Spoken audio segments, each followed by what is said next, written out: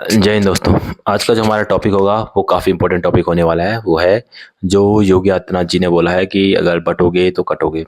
अब उन्होंने ऐसा क्यों बोला वो सब आप जानते होंगे, क्योंकि बीजेपी की पॉलिटिक्स ही ऐसी है। हिंदू अगर यूनाइटेड रहेंगे तो बीजेपी सरकार में रहेगी, सत्ता में रहेगी। अगर हिंदू जो है यूनाइटेड नहीं रहेंगे तो बीजेपी जो है सत्ता से बाहर हो जाएगी। तुरंत 1 मिनट नहीं लगेगा बीजेपी को सत्ता से बाहर होने में किसी स्टेट में। जैसे मैं उत्तर प्रदेश की बात बताऊं तो उत्तर प्रदेश में आप सभी जानते हो 15 से 20% के आसपास जो है मुस्लिम वहाँ पे हैं, और बाकी जो है 80% वहाँ पे हिंदूज है। लेकिन मुस्लिम का वोट बैंक तो कम्प्लीटली आपको पता है कि कांग्रेस को जाएगा, समाजवादी को जाएगा, और उन्होंने वहाँ पे गठबंधन बना रखा है। तो 20% already vote bank Samajwadi party और कांग्रेस के पास रहता है। ये सारे स्टेट में यही फॉर्मूला लगता है। अब डिपेंड करता है कितनी मुस्लिम पॉपुलेशन है, बट अगर मैं इंडिया की भी बात करता हूँ तो 15 से 20% मुस्लिम पॉपुलेशन इंडिया में है। तो वो सारा जो आता है कांग्रेस के खेमे में। अगर आपको सरकार बनानी है तो आपको 40% के आसपास, 35 से 40% आपको वोट चाहिए। अब कांग्रेस को ऑलरेडी 20% तो फिक्स है उनके पास, उनको चाहिए 15 से 20% सिर्फ। बीजेपी के पास कुछ भी फिक्स नहीं है। थोड़ा बहुत अपर कास्ट के वोट उनको देते हैं, वो 5-6% के आसपास होंगे, वही लोग उनको वोट देते हैं। उनका भी फिक्स नहीं रहता, वो कभी कभी मूड चेंज कर देते हैं। लेकिन जो मुस्लिम होते हैं उनका कोई मूड चेंज नहीं होता। उनको सिर्फ एक चीज़ क्लियर है, बीजेपी के अगेंस्ट वोट देना है, और जिसकी लहर रहती है उसको वो वोट देते हैं। तो सब एक साथ करके वोट देते हैं। उनको पता रहता है किसको वोट देना, उसी को वोट देते हैं, उसको जिता देते हैं। इस तरह से उनका चलता है। तो इसीलिए जो है बीजेपी योगी आदित्यनाथ ने इस तरह से नारा दिया। उन्होंने बोला बटोगे तो कटोगे। उन्होंने थोड़ा डराने की भी कोशिश करी है, पॉलिटिकल स्लोगन जरूर है। उन्होंने थोड़ा हिंदुओं को डराने की कोशिश भले ही करी है, लेकिन बात में जो है सच्चाई है। भले ही इससे बीजेपी को फायदा होगा, अगर हिंदू डिवाइड रहेंगे तो बीजेपी पावर में रहेगी, सत्ता में रहेगी, ये बात फैक्ट है। लेकिन अगर हिंदू डिवाइड रहेंगे तो हिंदू जो है धीरे धीरे करके जो है कन्वर्ट होते रहेंगे। स्पेशली मैं लोअर कास्ट की बात बता रहा हूँ। और डिवाइड कैसे है हिंदू कास्ट में, अपर कास्ट, लोअर कास्ट, उससे लोअर कास्ट, क्षत्रिय, वैश्य, इस तरह से डिफरेंट डिफरेंट तरीके से हिंदू जो आज के डेट में डिवाइड हो रखा है।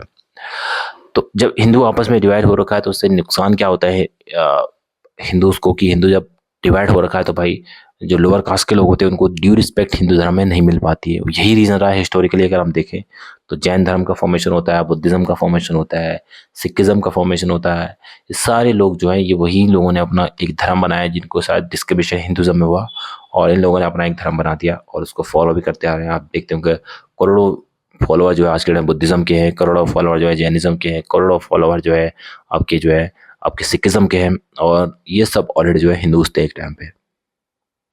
उसके बाद जो आप अगर हिस्ट्री में थोड़ा आगे बढ़ेंगे तो अंग्रेज आए, अंग्रेजों ने जो है इंडिया में रूल किया। उन्होंने भी एक ही चीज़ इंडिया में देखी कि भाई इंडिया में कोई यूनिटी नहीं है। इंडिया में रिलीजन के नाम पे लोग लड़ रहे हैं, लोग धर्म के नाम पे लड़ रहे हैं, लोग जाति के नाम पे डिवाइड हो रखे हैं। तो पहले अंग्रेज आए तो उन्होंने पहले हिंदू मुस्लिम किया। उसके बाद उन्होंने जो है हिंदू मुस्लिम से उनका पेट नहीं भरा, तो फिर उन्होंने जो है जाति के हिसाब से जो है हिंदुओं को आपस में डिवाइड करना शुरू कर दिया। और इसके हम एन नंबर ऑफ एग्जाम्पल है। आपको हिस्ट्री पढ़ोगे तो आपको बहुत सारे एग्जाम्पल ऐसे मिलेंगे कि कहाँ कहाँ जो है ब्रिटिश वालों ने इस जाति जो डिवाइड हो रखी थी उसका यूज़ उन्होंने इस्तेमाल अपने लिए, अपने फ़ायदे के लिए उन्होंने किया। दोस्तों इसीलिए जो है फ्यूचर में भी अगर इसी तरह के कुछ रहा कि हिंदू जो है आपस में डिवाइड होते रहेंगे, तो जैसे क्रिश्चियनिटी में बहुत सारे लोग आज के डेट में कन्वर्ट होते जा रहे हैं। पूरा पंजाब बताया जाता है कि आज के डेट में कन्वर्ट हो चुका है क्रिश्चियनिटी में। धीरे धीरे मिशनरीज जो है वो कन्वर्ट करने में लगे हुए हैं। दूसरा जो है मुस्लिम जो है वो भी थोड़ा लगे हुए हैं अपने हिसाब से कन्वर्ट करने में। तो इस तरह से जो है चीज़ों को ये चीज़ें ये सब हो इसलिए रहा है कन्वर्जन की भाई जो लोअर कास्ट के लोग हैं उनको एक रिस्पेक्ट जो मिलनी चाहिए तो वो हिंदुज़म में नहीं मिल रहा है। तो वो रिस्पेक्ट देने के लिए जो है एक भीमराव अम्बेडकर ने एक फॉर्मूला सुझाया था जो कि काफ़ी इफेक्टिवली है। लेकिन उसको कोई भी पॉलिटिशियन जो है ये बातें करेंगे बहुत बड़ी बड़ी, लेकिन सॉल्यूशन के ऊपर कोई बात नहीं करेगा कि भाई इसको मिटाने का सॉल्यूशन क्या है। तो योगी आदित्यनाथ की भी मैं बात कर रहा हूँ, ये भी लोग जो है बहुत ज़्यादा सॉल्यूशन के ऊपर बात नहीं करते। तो सॉल्यूशन जो ये है कि भाई इंटर कास्ट मैरिज, आज के डेट में जो है कास्ट के बाहर आप मैरिज नहीं कर सकते। सबसे बड़ी प्रॉब्लम है इंडिया में। तो इंडिया में जो है इंटर कास्ट मैरिज को अलाउ करना चाहिए, और इसको फोर्सफुली या किसी भी तरह से करवाना चाहिए। इसको अवेयरनेस के थ्रू करवाना चाहिए। इसको बहुत नॉर्मलाइज इंडिया में बनाना चाहिए।